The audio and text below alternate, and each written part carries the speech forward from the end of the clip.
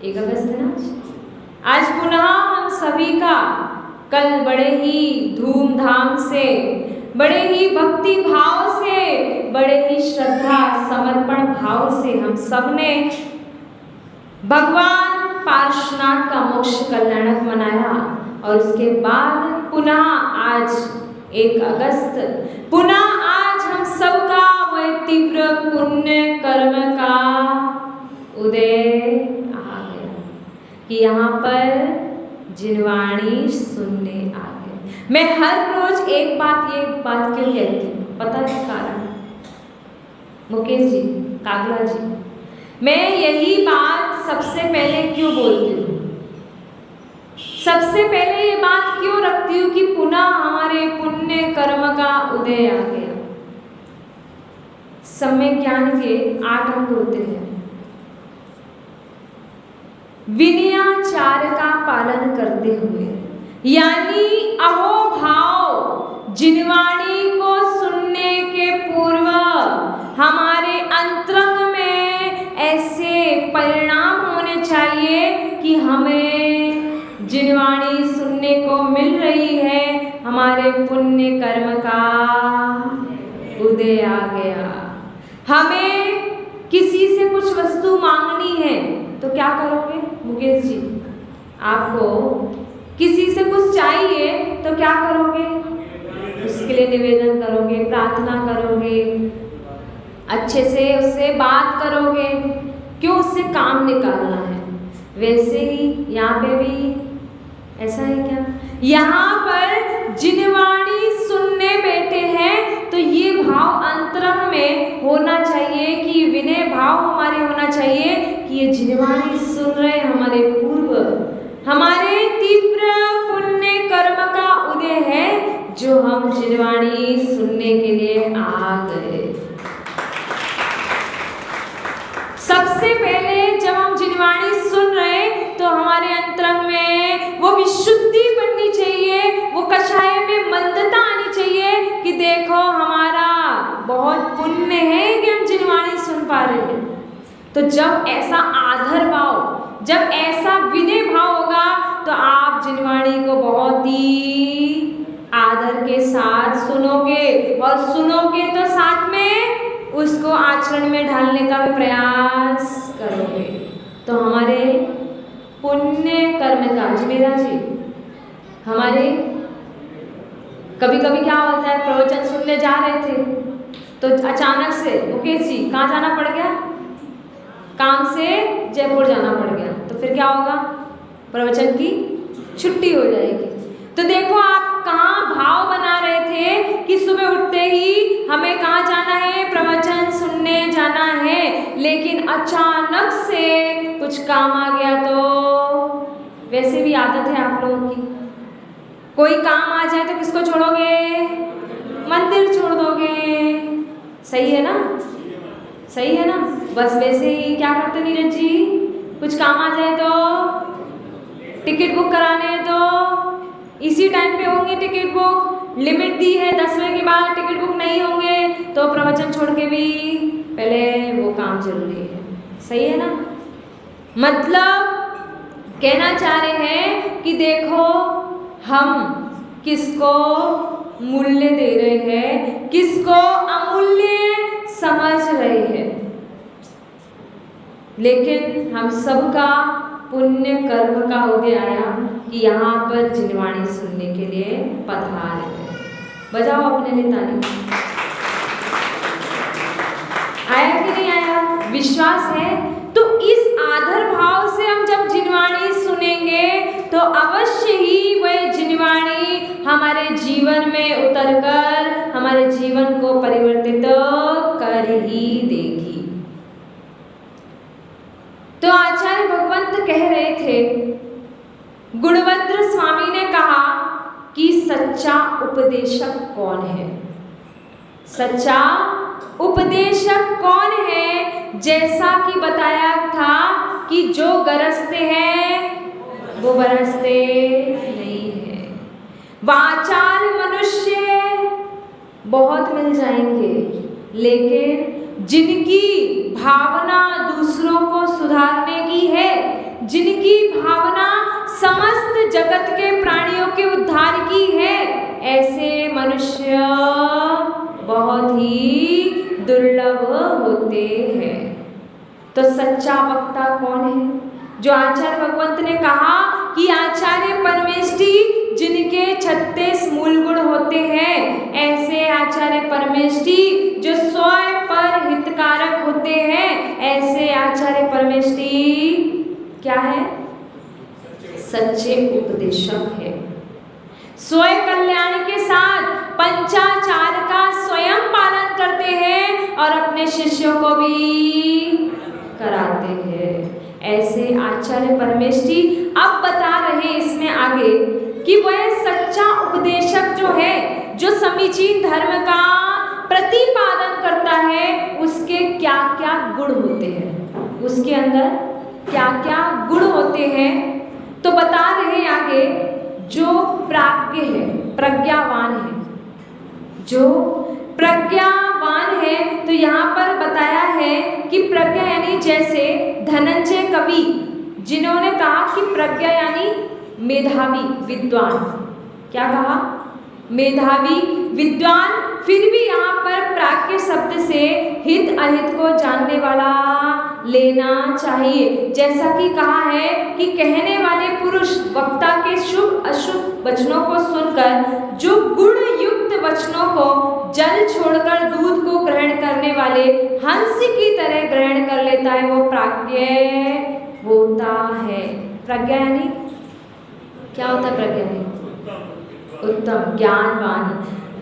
लेकिन यहाँ पर प्राज्ञ का अर्थ लिया है कि जो स्व और पर, स्व पर मतलब नीरज जी अपना और दूसरे का जो हितकारी है, अपना तो कल्याण कर ही रहे हैं, साथ ही साथ दूसरों के लिए, जैसे यहाँ पर बैठ के क्या कर रहे हैं हम अपना तो कर ही रहे हैं, लेकिन आपके लिए आप प्रवचन सुनने आओ या ना आओ, ये होगा नहीं, ऐसा होगा नहीं फागी में, ऐसा फागी में होगा नहीं, आप नहीं आओ। लेकिन कह रहे हैं अगर आप आओ नहीं आओ, लेकिन यहाँ पर तो प्रवचन होगा।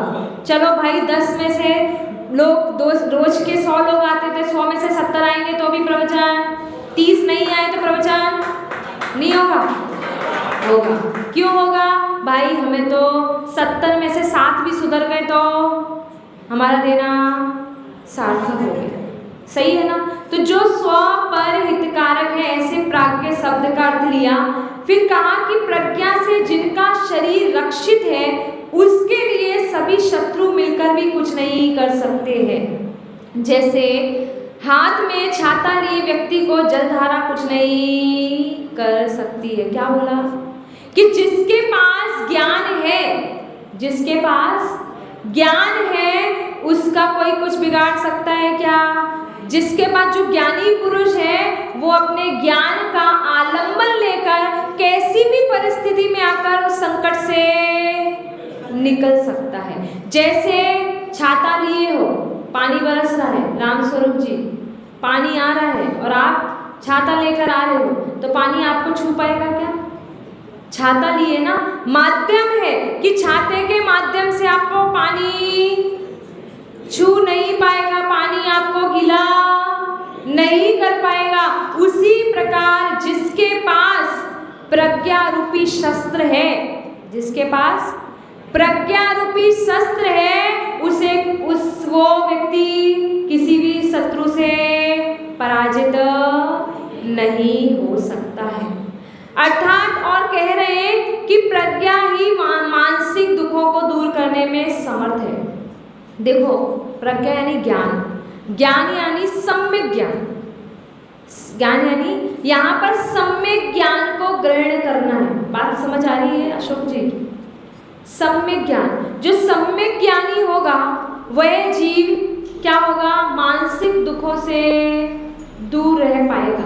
अजमेरा जी, जिनवाणी सही उतर नहीं रही थी। अच्छा, बड़े लोग आगे उनको सीट देती। बैठ जाओ, बैठ जाओ सोहनलाल जी, बैठ जाओ।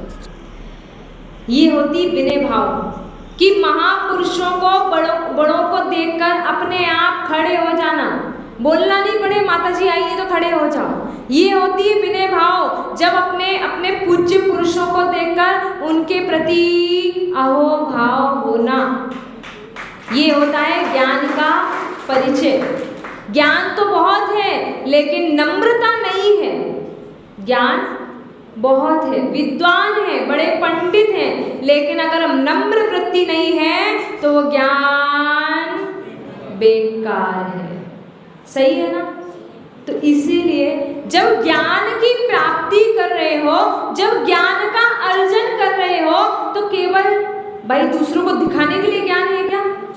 कि भाई बहुत झंडा जी, विनोद जी झंडा जी ज्ञानी है, बहुत ज्ञानी है, किसको दिखाने के लिए?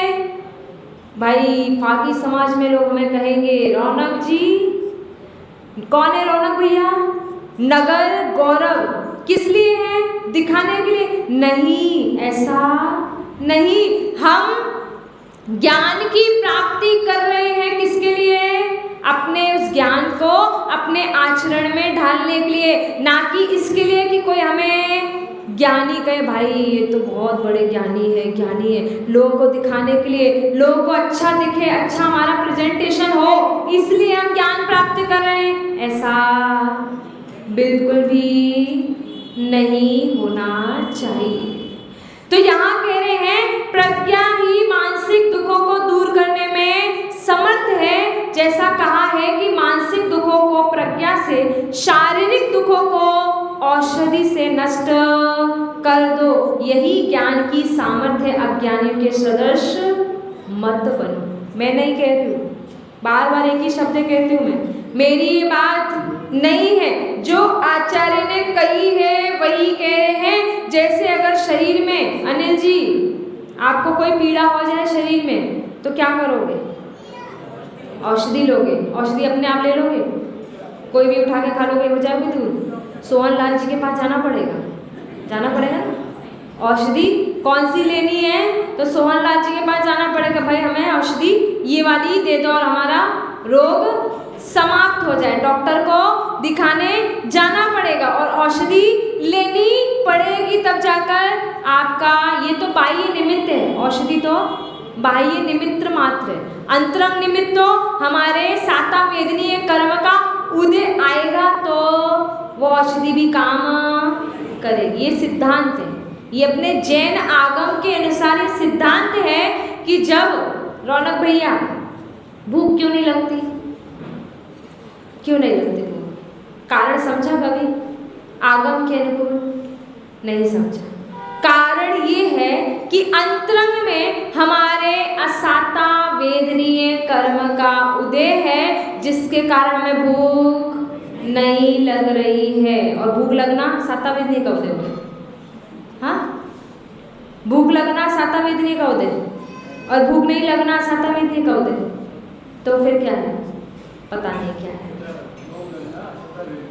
भूख लगना साता वेदनीय कर्म का उदय है और आज के समय में भूख नहीं लगना, आज के समय में भूख नहीं लगना, ये क्या है? आजकल बच्चों को दवाई स्पेशल देते हैं, किसकी? भूख नहीं लग रही है इसलिए, भूख लगने लगे इसलिए दवाई देते हैं। सही है? संतोष जी मेरा आपसे प्रश्न है, ये बताइए भूख लगना साता वेदनीय का उदय या साता वेदनीय का उदय? क्योंकि अक्सर आजकल बच्चों को, कहाँ है हमारी विनोद जी की मैडम है क्या? विनोद जी मोदी वाले, उनके बच्चों को भूख नहीं लगती तो उनको जबरदस्ती मार के डांट के खिलाना पड़ता है खाना। तो क्या है ये? आचार्य भगवंत ने तत्वास सूत्र में सूत्र का एकादश जिने, एकादश जिने 11 परिचय होते हैं असाता वेदनीय कर्म के उदय के कारण। केवली के क्या होते हैं? 11 परिचय होते हैं। आप अर्थ का अनर्थ ग्रहण मत कर लेना भाई, 11 परिचय होते हैं, भूख प्यास आदि लगती उनको, ऐसा अर्थ का अनर्थ नहीं लेना, वो विषय थोड़ा अलग है। तो वहाँ पर असाता वेदनीय कर्म के उदय से उनको भूख प्यास जनित है क्या परिचय? एकादश जिने क्या है इसमें? इस सूत्र का अर्थ क्या है? 11 परिचय नहीं होते हैं, एकादश जिने, हाँ 11 परिचय होते हैं। फिर बताओ अशोक जी। और कौन है पंडित यहाँ पे? सुनील जी बावड़ी आ गए अभिषेक करके। वो धीरे से निकल गए थे, माता जी ने देख तो नहीं लिया, मैंने देख लिया था। वो उनके मन में वो विकल्प चलता रहता है, जितनी देर बिना सोले में ऐसे बैठे हुए उनको डर रहता है कोई छू नहीं जाए, अभिषेक रह जाएगा। इस भाव से वो दर्शन जल्दी से अभिषेक करके आ गए। ऐसा नहीं है, वो आ गए। देखो हमारी बात का मान रख रहे हैं लोग, मुझे बहुत खुशी होती है। मुकेश जी जैसे लोग जो पहली बार प्रवचन, झंडा जैसे लोग, झंडा जी, ओ शोभा झंडा जी, आपके पति देव पहली बार सुन रहे हैं कि प्रवचन? ऐसे प्रवचनों में नहीं बैठते शायद, मुझे लगता है बैठते हैं, बहुत कम बैठते हैं। तो ऐसे बड़े बड़े महानुभाव। तो बात चल रही थी असाता वेदनी और साता वेदनी की। आजकल बच्चों को भूख नहीं लग रही है और शरीर को नीड है, इस देह को जरूरत है। किसकी जरूरत है? जब इसको अन्न पान आप नहीं कराओगे तो ये शरीर क्षीण हो जाएगा, ये शरीर शक्तिहीन हो जाएगा, इसलिए इसको खाना पिलाना पड़ता है। एक साधु परमेष्ठी को भी आहारचर्या कैसी है? पराधीन। हाँ अनिल जी, चौका लगाएंगे तो आहार होगा, नहीं लगाएंगे तो? मतलब साधु पूरे समय स्वाधीनता में रहता है, लेकिन एक समय ऐसा आता है कि साधु भी पराधीन हो जाता है। जब आप आहारचर्या कराते हो, जब साधु की ऐष्णा समिति पालन कराते हो, साधु से आप साधु के पीछे चलते हो ना, साधु से आगे चल सकते हो क्या? नहीं चल सकते। लेकिन जिस समय साधु ऐष्णा समिति का पालन करता है, आहारचर्या को निकलता है, नवदहा भक्ति पूर्वक आहार लेता है, तब शावक आगे आगे चलता है ना। मतलब एक समय ऐसा भी आ रहा है कि हमें श्रावक के अधीन होकर अपनी आहारचर्या का पालन, जब आप हमेशा क्या लेते हो? साधु से मांगते हो, मांगते ही रहते तुझसे सांझ सवेरे, हाथ ये फैले रहते सामने तेरे, तूने खूब दिया भगवान, तेरा बहुत बड़ा एहसान, तूने खूब दिया भगवान, तेरा बहुत बड़ा एहसान। लेकिन आहार करते समय हमारे यहाँ हाथ तो नीचे रहते हैं और आपके हाथ ऊपर रहते हैं। नहीं, याचना नहीं कर रहे, याचना नहीं, याचना वृत्ति नहीं होती। साधु के 11 परिचय होते हैं, 22 परिचय होते हैं, और 22 परिचय में जय प्राप्त करते हैं। उसमें 22 परिचय में एक आता है याचना, याचना परिचय जय। साधु याचक नहीं है, साधु किसी से याचना नहीं कर रहा। आपका कर्तव्य है साधु को आहारचर्या कराना, आपका कर्तव्य है कि अपने षट कर्मों का पालन करना, है ना? याचना नहीं है ना नीरज जी? हाँ,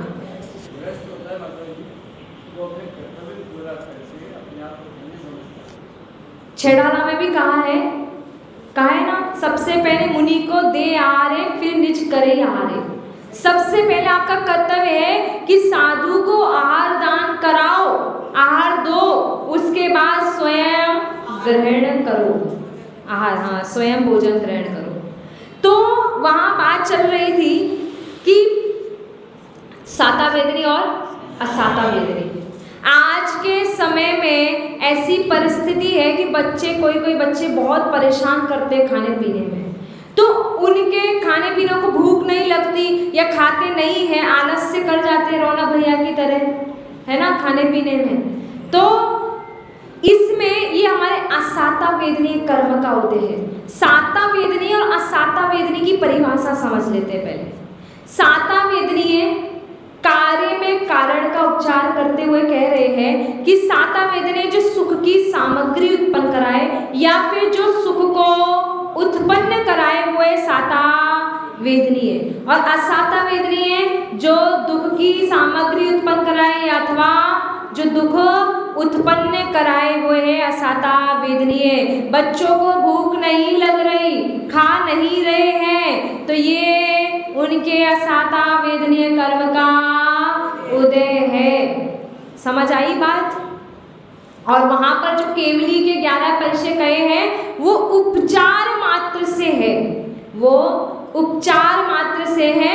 लेकिन अन्य मैंने पहले भी बताया था ना कि दर्शन मोहिनी कर्म के आश्रय के कारण है केवली शुद्ध संग धर्म देवा वर्णवादो दर्शन मोह से। तो दर्शन मोहिनी कर्म के आश्रम में बताया केवली का अवर्णवाद करना। केवली का अवर्णवाद जैसे केवली कौन है? सुशील जी, केवली भगवान कौन है? अरिहंत भगवान। उनका स्वरूप क्या है थोड़ा सा बताएंगे आप? केवली करते हैं क्या? होता है क्या? केवली के कबलाहार नहीं होता, केवली के कबलाहार नहीं होता। कबलाहार का मतलब मुकेश जी नहीं पता, शब्द ही पहली बार सुन रहे, कोई बात नहीं। कबलाहार यानी जो मुख से किया जाता है आहार, जो मुख के द्वारा आहार होता है उसको कबला आहार कहते हैं ना। सुनील जी आप क्या करते हो? क्या करते हो? कबला आहार क्या करते हैं? कबला मुख से खाते हो ना, मुख से ही खाते हो ना। हाँ, तो जो मुख से खाया जाता है उसे कबला आहार कहते हैं। तो केवली का वर्णवाद करना, देखो 6 प्रकार का आहार होता है, मैंने शायद पहले भी बताया था 6 प्रकार का आहार। शोभा जी झंडा कौन सा होता है? बैठे बैठे जल्दी फटाफट से बोल दो। अरे रुको, शोभा जी कौन है? सब शोभा है क्या यहाँ पे? हाँ कोई नहीं, जितने याद है उतने बताओ। ओझार, मानसिकार, कबलार। हाँ कौन बोला इधर से? लेपार। पंडित जी बोले लेपार। हाँ सही है, लेपार भी है। और चलो और कोई बता रहा है? दादी बता रही है। और कौन से दादी? कर्महार और नौ कर्महार। 6 प्रकार का आहार होता है रौनक भैया। कौन कौन सा? कबलाहार, लेपाहार, ओझाहार, मानसिकहार, कर्महार और नौ कर्महार। तो ये 6 प्रकार का आहार होता है। जो केवली होते हैं उनको 9 कर्महार होता है। कौन सा होता है? 9 कर्म और कर्महार होता है। कौन सा होता है?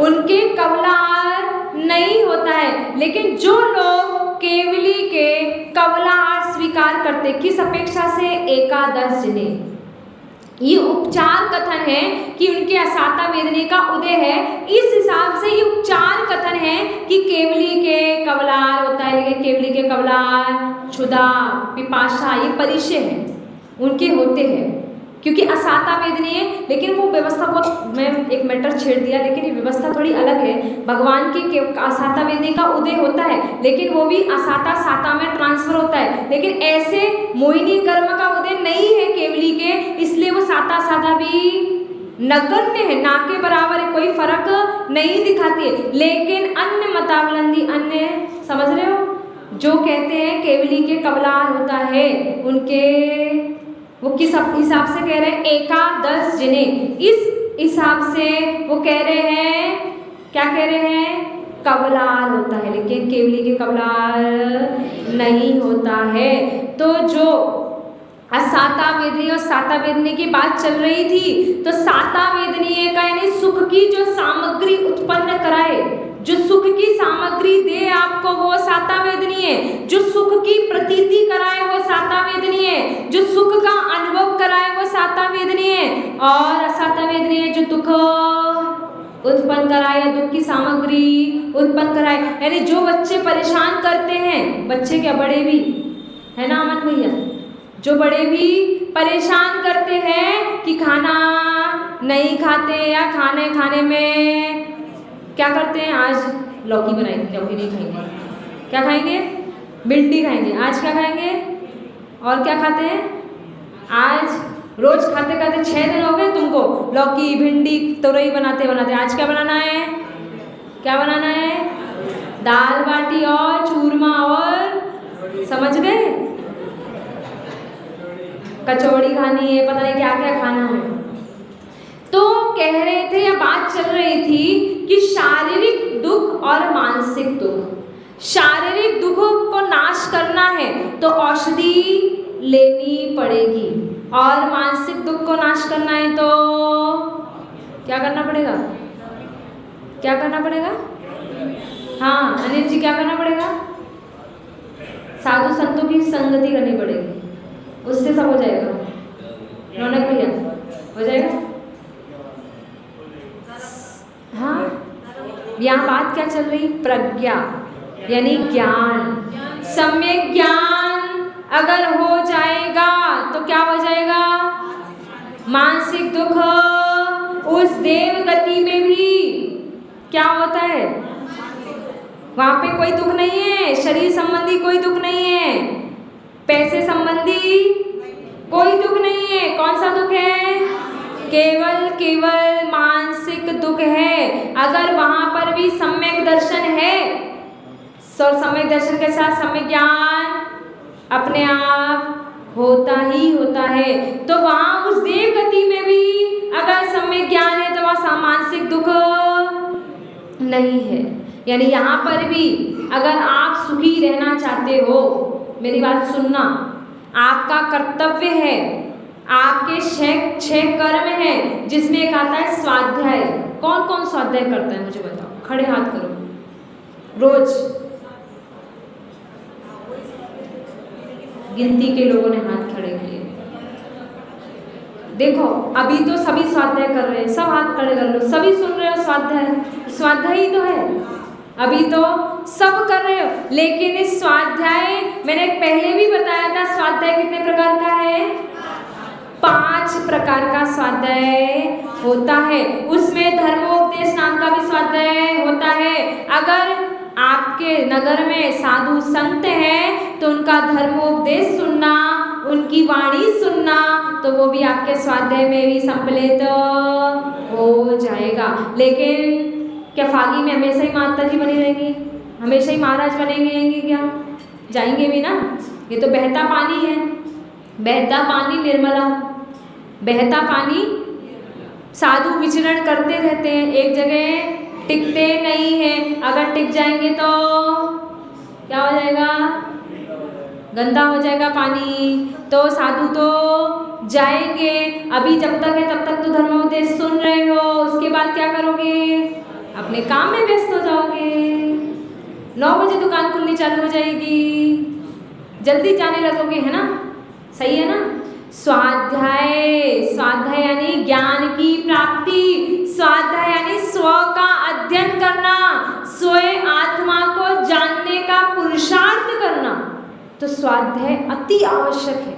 अगर आप दुखों से दूर होना चाहिए, मैं स्वयं का जीवन का बता रही हूँ कि स्वाध्याय से ही, मेरे खुद के जीवन का, स्वाध्याय से ही विशुद्धि बढ़ती है, स्वाध्याय से ही हम आगे बढ़ सकते हैं। ऐसे तो बहुत स्वाध्याय करते हो आप लोग। कौन सा स्वाध्याय करते हो? बही खाता लिखना, अखबार पढ़ना। हाँ, अखबार पढ़ना सुबह सुबह। एक मैं बताऊंगी, हमारे देव शास्त्र गुरु बदल गए आज के समय में। हमारे देव, शास्त्र और गुरु तीनों बदल गए हैं। बताऊं कौन से? कागला जी, आपको तो पता होगा। सच्चे देव कौन है? सच्चे देव कौन है? जो वीतरागी है, जो 18 दोष से रहित है और जिन्हें हम नमस्कार करते हैं। लेकिन हमारे सच्चे देव कौन बन गए? सबसे पहले उठते ही क्या चाहिए? और सबसे अच्छे देव के प्रति हमारा सिर झुकता है ना। लेकिन सबसे पहले सच्चे देव आपके कौन हो गए? क्या हो गए? चाय पीते तो कैसे पीते हैं? झुकना पड़ता है ना थोड़ा सा। सीधी ऐसे करोगे तो मुंह जल जाएगा। टेस्ट थोड़ा चूस के अच्छे से चाय पीते ना। तो सच्चे देव तो चाय हो गए, जिनके आगे सुबह उठते ही झुक जाते हैं हम। शास्त्र हमारे क्या हो गए? अखबार हो गए, ठीक है ना। और गुरु कौन हो गए? गुरु कौन हो गए? डॉक्टर। कौन हो गए? डॉक्टर। हमने अपने देव शास्त्र गुरु ही बदल दिए। डॉक्टर, गुरु से राय लेने, डॉक्टर के पास जाते हैं ना, कुछ हो जाता है बीमारी तो डॉक्टर के पास जाते हैं।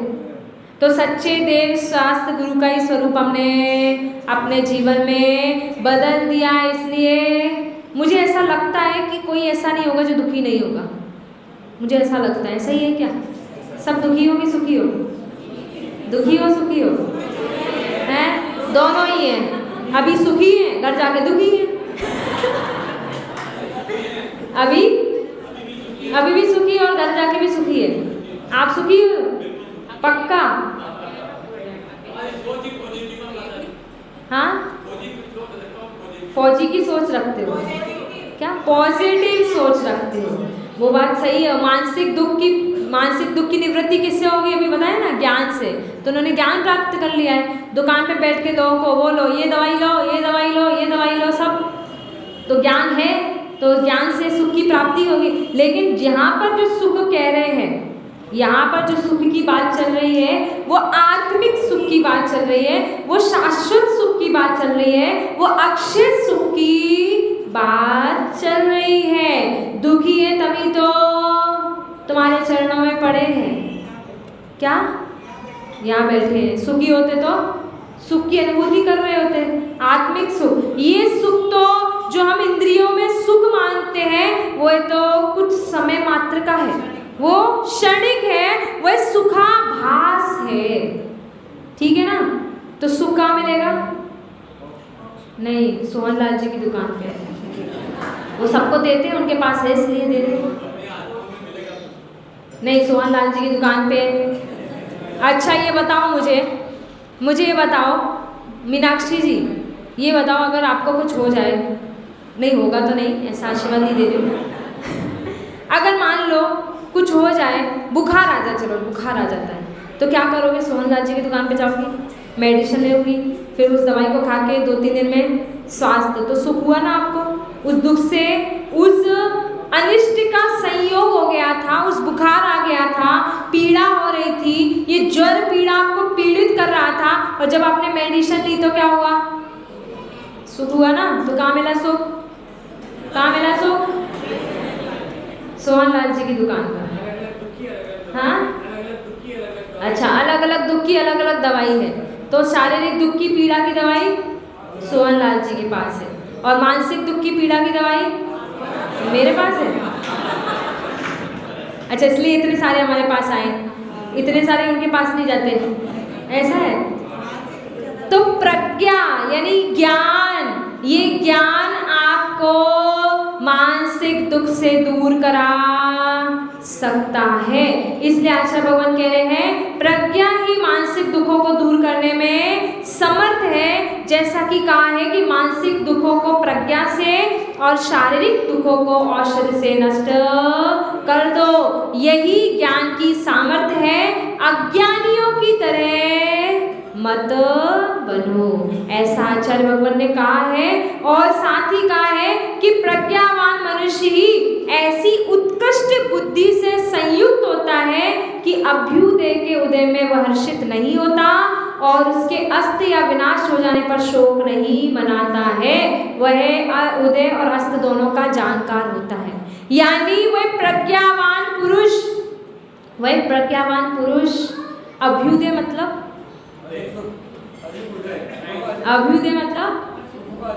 स्वर्ग, अभ्युदय यानी स्वर्ग के सुख, यानी बहुत कुछ है, हम बहुत धनवान हैं, हमारे घर में किसी चीज की है क्या कमी? नहीं है। सब देखो, एक बात सबको ही पता होगा, जैनी जो व्यक्ति होता है, जैनी व्यक्ति जो जैनत्व को प्राप्त है, ऐसा जैनी कभी भिखारी नहीं होता। आप लोग देख लो अपने जैन धर्म में कोई भिखारी नहीं होता कि कटोरा लेके भीख मांग रहा हो, है क्या? कोई नहीं होता। हाँ, इतना मतलब वो जैन कुल को प्राप्त होगा, यही पुण्य की बहुत बड़ी बात है। और जैन कुल में उत्पन्न हुआ, यही उसके पुण्य की बात है। तो जैनी कभी भीख मांगता नहीं मिलता है। तो यहाँ कह रहे हैं कि जो उत्कृष्ट बुद्धि से संयुक्त है वो अभ्युदय यानी स्वर्ग के सुख में हर्षित नहीं होता। भाई मेरे पास तो बहुत माल है, अहम भाव, ये छाती चौड़ी हो जाती है। इस भाव में इसके इस प्रकार से भाव नहीं बनते हैं। और जब अभ्युदय यानी स्वर्ग यानी कुछ नहीं होता है तो शोक भी नहीं मनाता, क्योंकि ज्ञान है। वो ज्ञान होने के माध्यम से सही गलत का उसके पास विवेक है, उसको जानकारी है कि सही क्या है गलत क्या है। आज हमारे सातवें का उदय है तो हमारे पास सब कुछ है। आज हमारे पास साता वेदनी का उदय है, हमें सुख की सारी सामग्रियां मिल गई, और कल हमारे अगर असाता वेदनी का उदय आएगा तो ये खत्म भी हो जाए, कोई बात नहीं, तो कर्म जनित है।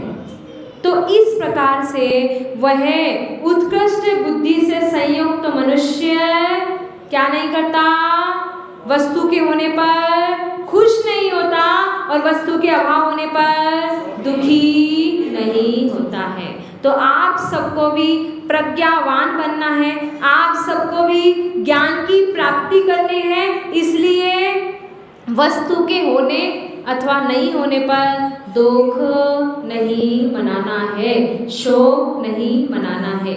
इस प्रकार आचार्य भगवंत जो है वो प्रज्ञावान पुरुष होते हैं, वही सच्चे उपदेशक हैं। आगे कल बताया जाएगा। बोले परम पूज्य आचार्य गुरुदेव सुंदर सागर जी महामुनि महाराज।